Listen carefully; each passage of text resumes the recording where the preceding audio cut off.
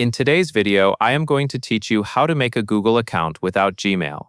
To begin, open your web browser and go to the Google account sign-up page. This is the official page where you create a new Google account, which you can use for services like YouTube, Google Drive, Google Docs, and more. Even though many people assume a Google account always means a new Gmail address, you can also set it up using an email address you already have. Once the sign-up page loads, start by entering your first name and last name in the fields provided. Take a moment to make sure everything is spelled correctly, because this name can appear across Google services. When you are ready, click Next to continue. On the next screen, you will be asked for your birthday and gender. Enter your birth date carefully, since Google uses it for account settings and age-related features.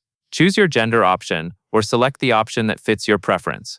After you have filled in those details, click Next. Now you will move to the password step. Click Next, and then create a password for your new Google account. Use a strong password that is hard to guess. A good tip is to combine uppercase and lowercase letters, numbers, and symbols. Also make sure it is something you can store safely, because you will need it to sign in later.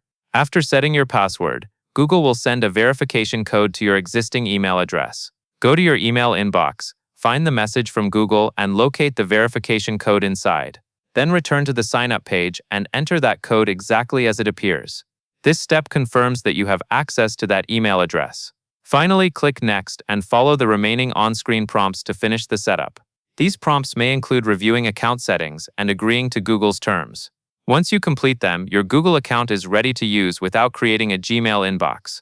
And that is all there is to it.